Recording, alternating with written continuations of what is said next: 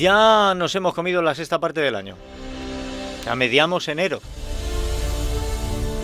Y la pasada semana, con la resaca de la Navidad, el Historicón nos estuvo hablando de los Reyes Magos. Lo mismo hoy habla del Ratoncito Pérez.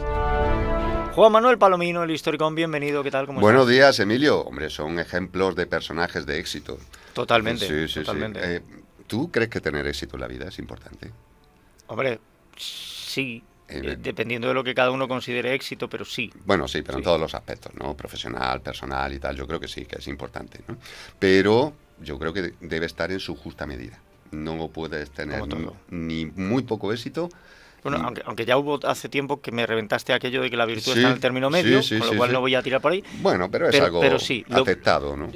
ni mucho ni poco. Sí, no, Vale. y tan malo es tener poco como tener demasiado, ¿sabes? ¿Sí? Sí, te lo voy a demostrar con la historia ver. que traigo hoy. Sí. A ver. Hoy vamos a hablar del hombre que casi fue a prisión por tener demasiado éxito. Estamos en 1915 en la ciudad californiana de San Diego, una localidad en expansión que tenía un grave problema, una sequía que duraba ya 7 meses. El embalse que abastecía a la población, el Morena Dam, se encontraba más seco que una respuesta de Risto Mejide a un concursante de Got Talent. Las autoridades estaban desesperadas. La ciudad necesitaba lluvia urgentemente. Y en eso entró en escena Charles Mallory Hatfield. Poco se sabe de este personaje, salvo que había nacido en 1875 en Kansas y se había mudado a California en la década de 1880. No había terminado los estudios primarios y trabajaba vendiendo máquinas de coser a tiempo parcial, pero había estudiado química de forma autodidacta y, según él, había desarrollado un compuesto poco menos que milagroso.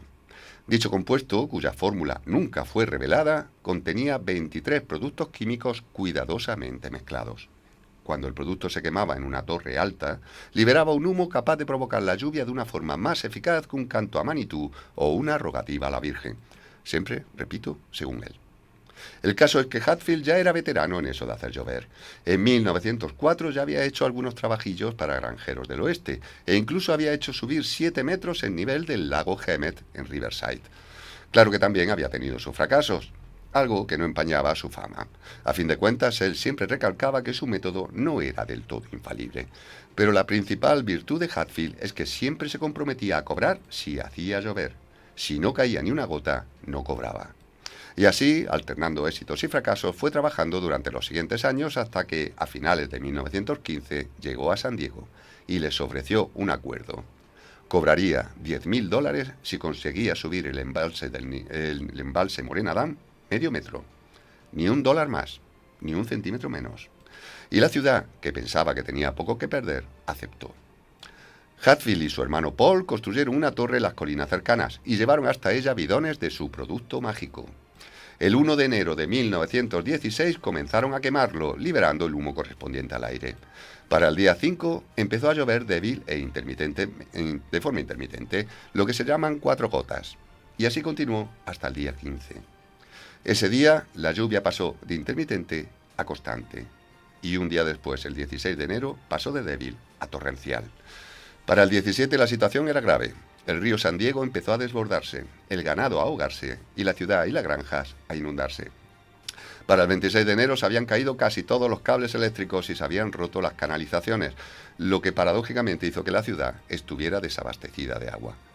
Pero lo peor aún estaba por llegar, porque el 27 de enero se rompió la presa de otro embalse, liberando una tromba de agua que derrumbó 14 puentes, inutilizó el ferrocarril y provocó entre 20 y 50 muertos, aunque algunas fuentes hablan de más de 100.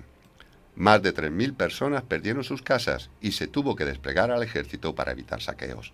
El aluvión fue tan grande que llegó hasta la ciudad mexicana de Tijuana, a 42 kilómetros al sur, donde provocó más muertos y más daños.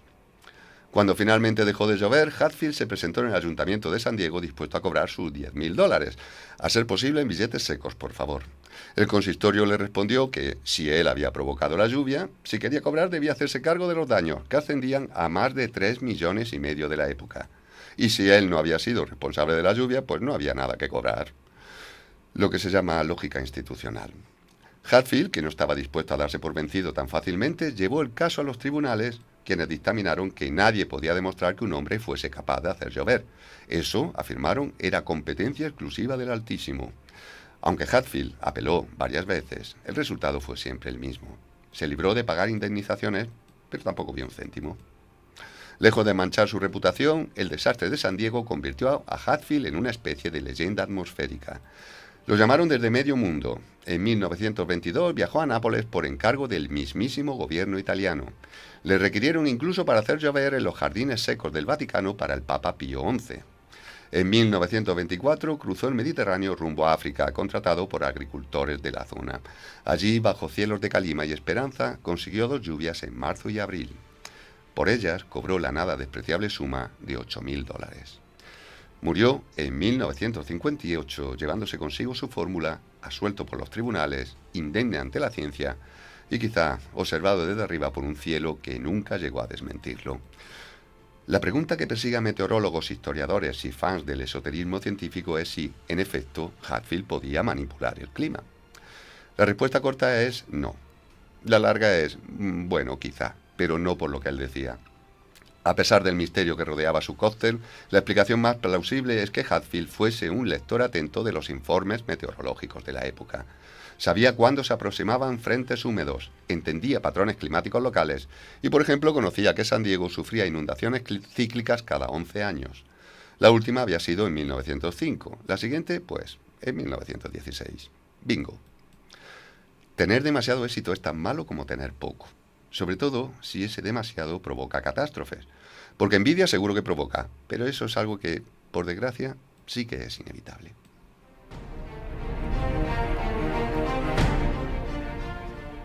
Bueno, hay un montón de cosas en esta historia. Que la fórmula no se conozca, porque a día de hoy sería muy interesante poder analizarla. Que tuviera esa posibilidad, el de decir, bueno, además como hay que construir una torre, ya acelero o freno en función de cómo vea que va el tiempo. Este tipo de cosas pueden ser interesantes. Nos habría venido bien un Hatfield con mucho más control, porque aquí lo del agua es un problema serio. Pues sí, pero siempre puedes contratar a alguien que si hace llover cobra y si no, pues no cobra. Lo malo es que se rompa la presa. Claro, lo malo es que tenga demasiado éxito, que aquí también cíclicamente hemos tenido lo nuestro. Ya. No nos la vamos a jugar. Mejor no. No, a lo mejor el día de mañana nos toca rellenar el embalse de la Cabezuela con lágrimas, pero ya lo iremos viendo. Bueno, siempre queda el recurso de ponernos a cantar. Sí, a mí Juan me lo demanda mucho porque sabe que cuando yo canto. Que pases buena semana. Igualmente. Y guárdate de las lluvias. Sí.